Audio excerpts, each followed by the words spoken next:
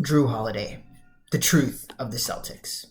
One of the most consistent players for the Celtics in this postseason, especially from the role player position.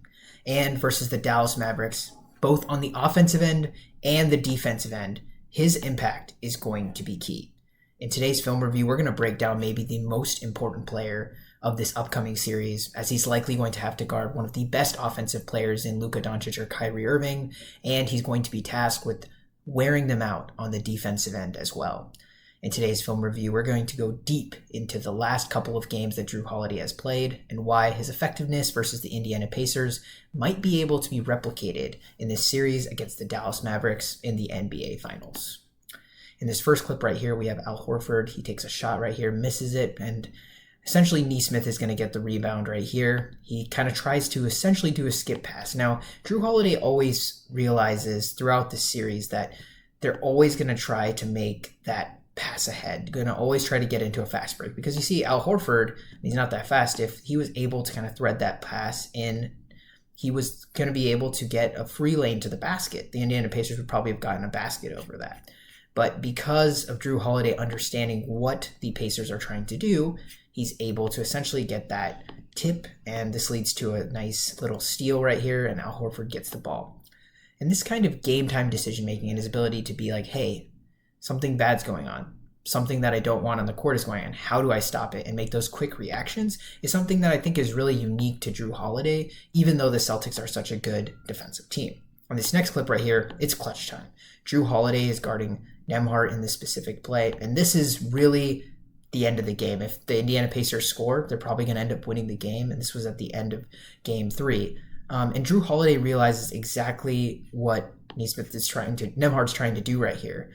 Essentially, he understands that as he does this behind the back dribble, he's going to try to get into the middle of the lane and get a layup. And he essentially, he doesn't really guess here. I feel like he knew from the scouting report that he usually wants to go to the right side of the court, and so he heads to the right side. And most players right here would just try to wall him off and just retreat, because he did have inside help here from Al Horford. But Jrue Holiday is strong and stout. Even at 6'2", he's able to essentially battle with Nembhard right here, and he's able to make sure that he's able to poke away the ball, which is key. I don't think a lot of defensive players would have been able to do this, and they would have been too afraid of fouling. And I think Jrue Holiday has also earned credit, honestly, from the refs of his ability to essentially, get away with maybe a little bit more aggressive plays than most people are used to. And I think that's something he's deserved as one of the best perimeter defenders in the league. Right now, Marcus Smart's Defensive Player of the Year award maybe isn't looking so good, and maybe should have gone to Jrue Holiday that year instead, as he's clearly one of the best defenders in the league.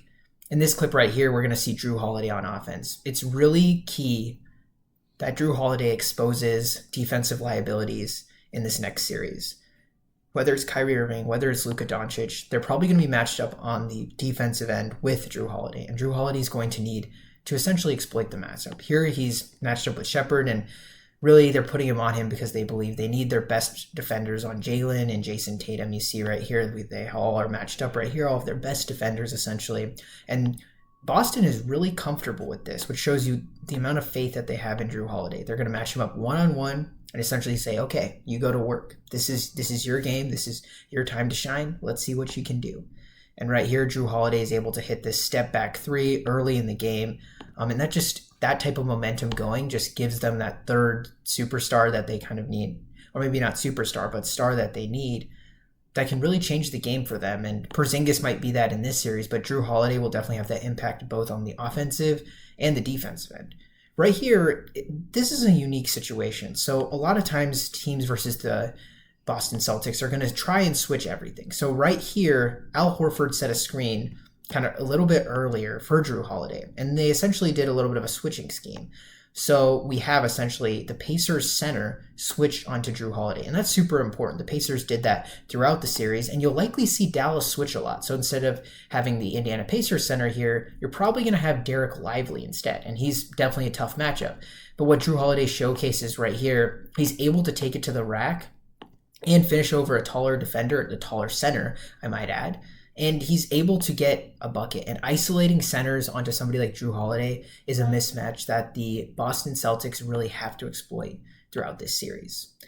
Now, this next play right here, Jrue Holiday is going to essentially break down Toppin from essentially the three-point line. You see right here the amount of space that Jrue Holiday is given just because of the gravity of somebody like Jason Tatum, even Derek White a little bit, and Jaylen Brown. They can't really afford to send help. Most of the time, if this was Jason Tatum or Jaylen Brown, immediately you'd see Siakam help. But in this case, it's Jrue Holiday. He really doesn't want to help off of Jaylen Brown. And this gives Jrue Holiday definitely an opening, and he knows he's not going to really have anybody in position to kind of draw help defense. And so he's able to get that and one. And that's super important because going one-on-one for the Celtics might be where the advantage kind of lies. They have a very good team and a team that really has great role players. And I think if Boston's going to win this series, it's going to come down to players like Jrue Holiday, like Derek White, really exploiting their matchups. If you guys like this little single on Jrue Holiday, please like and subscribe and comment below on who you think is going to be the X factor in this series. Thank you for watching.